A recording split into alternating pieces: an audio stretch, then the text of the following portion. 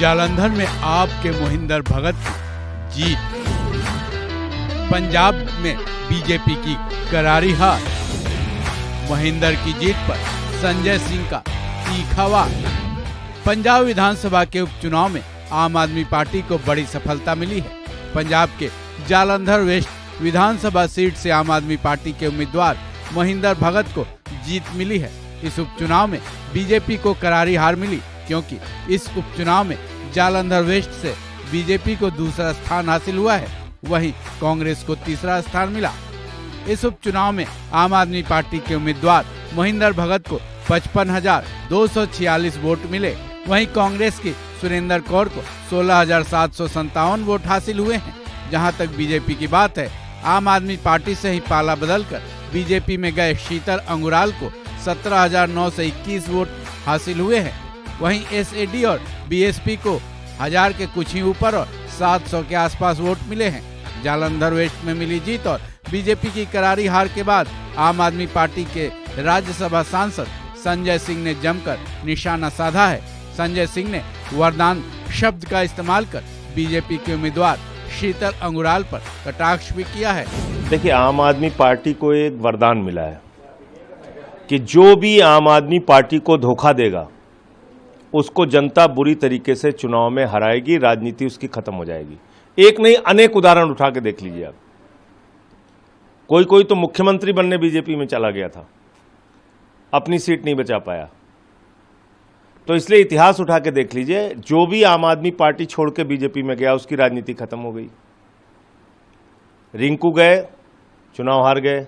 ये शीतल गया, ये भी चुनाव हार गया। तो इसलिए आम आदमी पार्टी एक परिवार है। सब लोग साथ में रहिए, मिलजुल कर रहिए, संकट के समय में एक साथ रहिए।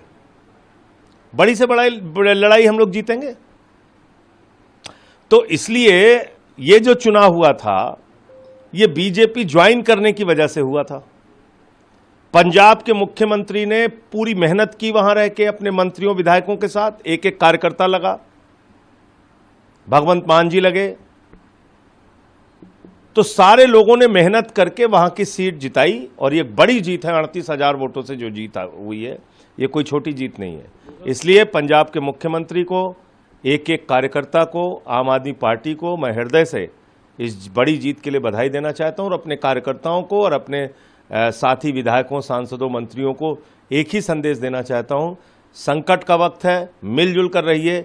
सारी लड़ाइयां हम लोग जीतेंगे, बड़ी से हो बड़ी लड़ाइयां हम लोग जीतेंगे। आरएसएस ने आपातकाल का समर्थन किया था। इनके बहुत सारे नेता उस समय जेल से माफीनामा लेके निकले थे। मैं उसकी चर्चा में नहीं जाता। मैं तो कह रहा हूं, जिस दिन अरुणाचल की सरकार आपने गिराई वो संविधान की हत्या है। उत्तराखंड की गिराई, मध्य प्रदेश की गिराई, कर्नाटक की गिराई, महाराष्ट्र की गिराई, गोवा में तोड़फोड़ करके सरकार बनाई, विधायकों को 50-50 करोड़ में खरीदा, भ्रष्टाचारियों को अपनी पार्टी में शामिल करके बीजेपी ने उनके मामले खत्म किए। ये सब संविधान की हत्या है। सरकारों को गिराना संविधान की हत्या है, खुलेआम संविधान की हत्या है। तो सब मनाइए आप संविधान की हत्या दिवस के रूप में। और एक संविधान की हत्या दिवस तो जरूर मनाया जाना चाहिए, 30 जनवरी, जिस दिन गोडसे ने गांधी जी की हत्या की। उसी दिन चंडीगढ़ के मेयर का चुनाव हो रहा था। 7 वोट कैमरे के सामने काटकर संविधान की हत्या की गई। प्रधानमंत्री नरेंद्र मोदी ने किया, उनकी पार्टी बीजेपी ने किया। उसको मनाइए संविधान की हत्या के दिवस के रूप में। 21 मार्च को मनाइए संविधान की हत्या दिवस के रूप में, जिस दिन दिल्ली के लोकप्रिय मुख्यमंत्री को, अरविंद केजरीवाल को आपने पकड़ के जेल में डाला।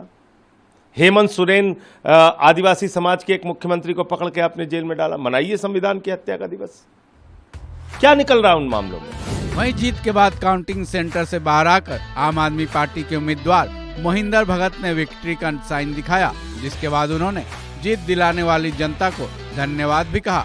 बहरहाल पंजाब के जालंधर वेस्ट से मिली ये जीत खास और भी इसलिए हो जाती है कि अब जो बीजेपी के उम्मीदवार शीतल अंगुराल है, वो पहले आम आदमी पार्टी के ही नेता थे, जिन्होंने पाला बदलकर बीजेपी को ज्वाइन कर लिया था, जैसा कि संजय सिंह ने जानकारी दी है।